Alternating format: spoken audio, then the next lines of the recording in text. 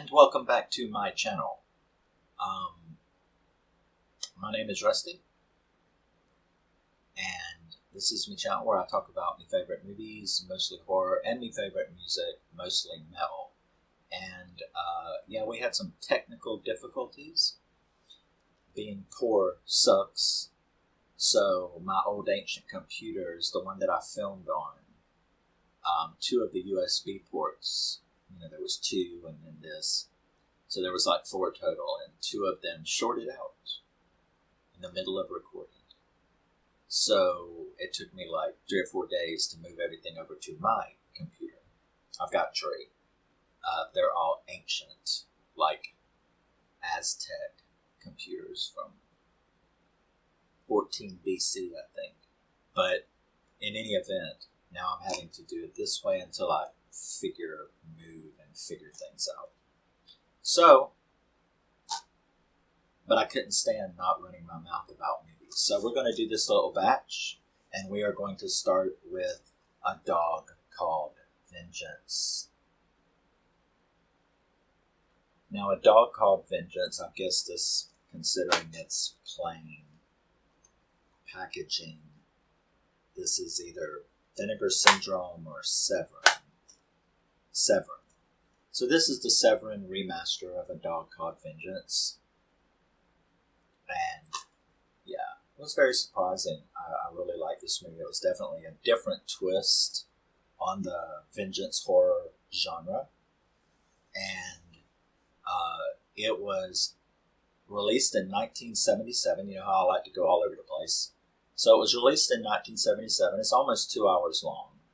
It was directed by Antonio Isasi-Isasmendi.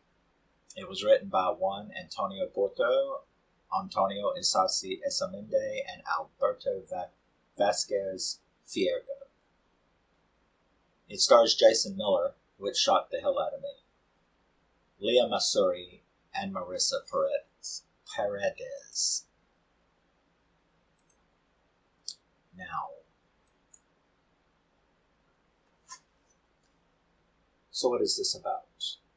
Okay. Well, this is set in a South American dictatorship in which we are introduced to Sancho. Sancho is a very, very nasty political prisoner camp guard who has this big, nasty attack dog that he adores, and the dog adores him. And we open this movie with what is obviously two escapees tramping through the marsh. When Sancho finds them with the dog, he actually sicks the dog on one of them that viciously, graphically kills this guy. He gets the other guy and he takes him back to camp. So we're introduced to this political refugee camp. It's sort of like a concentration camp, but it's for political enemies of the state. Those who don't like them, and those who could be involved in the coming revolution in this place, in this dictatorship. Kind of sounds familiar. Kind of relatable in 2025 in this country anyway. But, so, we're introduced to the camp, we're introduced to the commandant, and we're introduced to all these prisoners. And that's when I got my first shock of this movie. I had watched the preview, I'd heard about it, I watched the preview, and I really wanted to see it, but I swear I did not recognize him in the preview. So I'm like watching this movie, and they focus in on this one guy. We're introduced to Orestes, who is the star of the movie. And he belongs to the underground, the revolutionary underground. And one of the guys that had escaped was the professor. Now, the professor is, of course, tortured and murdered soon thereafter. But Orestes, he had been told all of the war plans and information needed for this revolution to him, to the point where he had it phonetically or memorized, to where every equation, every military strategy plan was like in his memory. Now they don't know that. It had been done here in this camp. So his purpose now is to get to the insurgents, to tell them, to give them what the professor cannot now, which is these very important plans. Now, when he started speaking, I was like, who is that? I know that. I know that. And then it hit me that was Father Casares from The Exorcist. And I'm like, is that fucking Father Casares from The Exorcist? I watched the trailer. I bought the movie. He just looks different, but yet he doesn't, because I recognized his face. But I guess you're so used to seeing him in The Exorcist, where he's got this certain hairstyle and he's draped in these clothes, and instead now you're seeing him with long hair, sort of. It's not as long as mine, but sort of, and I immediately recognized his voice, and it really blew my mind. I went straight to International Movie Database. I looked up the movie, and it's like, yeah, that's him, Jason Miller. And I was like, I had no idea. So it was a little bit of a nostalgia, and like, oh wow, I didn't know. And there's another shock to this movie coming in a minute. But he gets the opportunity to escape, which he does. And when he escapes, he goes on the run, of course.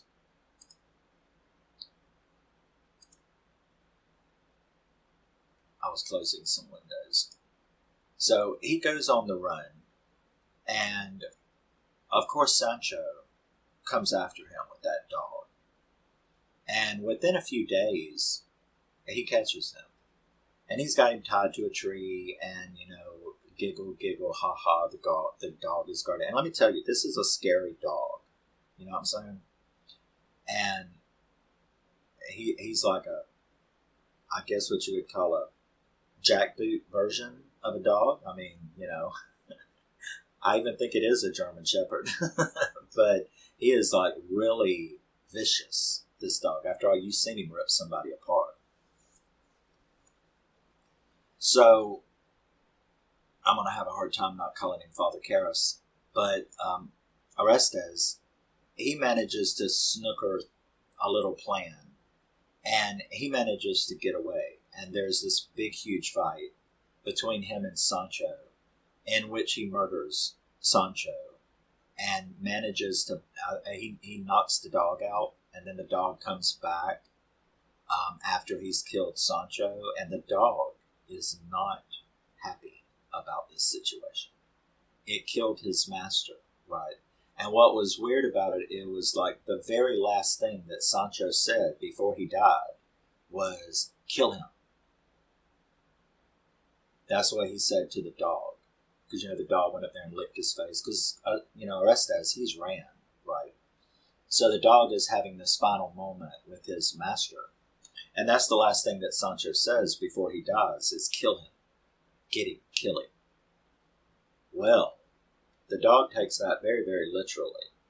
So we then end up with this really cool chase where this dog is just relentless as this man, he finds a farmer's camp. They recognize him as a political prisoner, escaped prisoner. They hide him. They even kill the guards that come. And that dog is following all the time, like watching from the woods, like a creature, you know what I mean?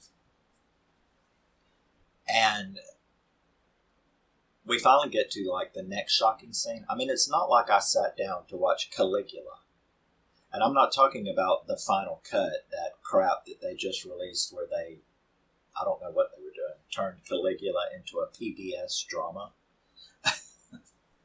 If you're a movie fan, Caligula is Caligula. It is there, and it is shocking for the reasons that it is. Why they cut it all up like they did and called it the final superior cut of how it really should be. Well, I'm telling you, it's just like, no, I'm still hunting for the original Caligula. I've got it like on a file somewhere. But anyway, it's not like I was sitting down to watch Caligula. When you sit down to watch Caligula, something as simple as nudity isn't going to shock you. But when Orestes, he thinks he's free, and he's trying to make it to the city where he can give these plans to the insurgents, and he actually decides to stop and take a bath, in the river, and he strips completely, and the dog takes that opportunity to go, yes, let's attack now. So sort of like that movie Eastern Promises, him and the dog, it's like a fist fight with a human and a dog. But he's doing it completely naked. And let me tell you, I was shocked because I didn't expect that in just a regular horror movie from 1977. And instead, I just was very shocked. I was like, I can't believe that Father Casares is showing everything that he's got. Front, back, upside down, underneath, around. And yeah, I was very shocked at the amount of nudity in this movie from 1977, mainly because I had not sat down to watch Caligula or something similar. Instead, I didn't expect that. And there is a great deal of nudity, especially him. I was like, is there any scenes where you're not going to be completely naked? So he manages to find a farm after he once again beats the dog. And he finds a farm, and there's a woman and some kids there, a little farm, and she helps him, gives him some clothes, finally. He's crossing the ferry and the river butt naked, It's pretty funny. But she finally gives him some clothes, and he kind of hangs out there, and the dog is relentlessly behind him, of course. And the dog is pretty much like, give him to me, bring him out. He kills all of their livestock right at this little farm camp. He kills all this woman's livestock, rips her sheep all apart, kills her own dogs, and she distracts the dog while he runs out and takes off, because if the dog could have got in there, he would have killed her and her kids. You know what I'm saying? So the chase is on again. There's a lot more of that. And this guy is becoming very paranoid about this dog. I mean, no matter where he goes, no matter what he does, this fucking dog is hot on his ass. And you see some very interesting drama, as he meets these people. They help him escape. He gets caught once again, and on the ferry, trying to get to the city. Once again, we have a lot of kills by this dog. There's a high body count in this movie as well. Many from the dog, but many from each other, humans killing humans. So he gets away once again, manages to get to a safe house. They try to help him. And in an interesting, ironic twist, one of the ways that they try to help him at this safe house is that they dress him up like a priest so that he can walk through town without being noticed. And when he puts that priest uniform on, I'm like, that's funny. That's ironic. Because you're Father Casares from The Exorcist. And that's the time that you're really it was definitely I don't know if that was an ode to his, because The Exorcist was years before this. So I'm like, was that an ode to his character? But once again, the dog is on his ass. The dog chases him. The dog kills a couple people. He nearly gets caught. He manages to get that whole safe house busted by the policia, and he once again manages to escape. He gets to town. And it turns out that his old girlfriend is now like the mistress of the commandant, the dictator, the president. So he gets to her and they like rekindle, but I can't be with you because, this is my life. And this is the only way to have a life is to be with the dictator. And so there's a lot of interpersonal stuff that goes on there. And of course the insurgents, they finally get him and he gives them all the information. He writes everything down on the blackboard. He tells them all the plans. He repeats and writes down all of this stuff that he was taught by their leader, who is now dead, from that political refugee camp. Or not a refugee camp. It's a political concentration camp. So now that they have all that information from him, they want to get him out of the country to safety. But there's a couple of them that's like he knows too much, and they find out that he is screwing the dictator's mistress. That don't look like a good thing. They're like, so they almost kill him because they're like, you're a threat now, right? But they don't. His friend talks them out of it, who's also in the resistance, talks them out of it. And that damn dog is right there. And he nearly kills the mistress, his girlfriend. And there's this big giant attack again. They manage to get out of it with a high body count. And they do manage to get him to the airstrip where he can fly out of the country. And here comes that damn dog. That damn dog is like right on his ass again. While, I think it was like three of them, they're at the fence and they're like, get to the plane. And here comes this dog, and the one guy is like, what is that? That dog is like after him, like Cannonball Run, you know what I'm saying?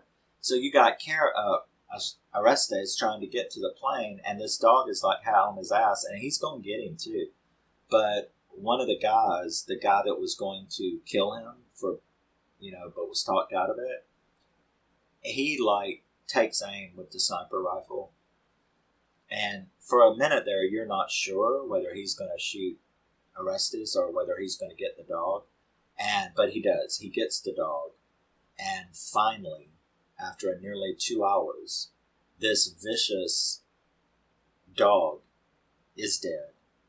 And he gets on the plane and flies out. And that's a brief little synopsis of the movie. There's lots of stuff in it. But it's definitely one of those hidden little things that I had never heard of. And it looked really cool. And then when I read about it, it was really cool. This is a very good remaster. I mean, it's a beautiful cinematography. And it's a really beautiful, the transfer is fantastic. So they did a good job. It's mostly their prices and their lack of, that's my problem with those two companies. But irregardless, I am very, very glad to have this. If you've never had this or heard of this, you should go watch the trailer. It is a fucking wonderful, unique, kind of off-track horror movie, and that the slasher is a dog. The slasher and the stalker is a dog. And he really was a dog called Vengeance. And so, yeah, I mean, it's definitely an 8 out of 10 to me. I had a great deal of fun with it. The dramatic stuff, the interpersonal stories, the political intrigue in the movie, the thriller aspect of the movie was good as well. But the body count, the viciousness, the way this dog was able to keep up with him all the way to the city and stuff like that was pretty thing. There's a lot of really graphic kill scenes where the dog rips people to shreds. And there's a lot of graphic gunfire and murder between humans as well. So it's a very violent movie, which I didn't expect, and it was a lot of fun. So if you've never heard of A Dog Called Vengeance, now you have. I think it's a great movie to have in your collection from the 70s, and I had a lot of fun with it. And it stars Father Karras from The Exorcist. So, always remember, never forget, you're a very, very special person. And I will see you in the next thing that I do. Don't let anyone ever tell you any different. You are valued, and you are valuable. And I will see you in our next entry. Bye-bye.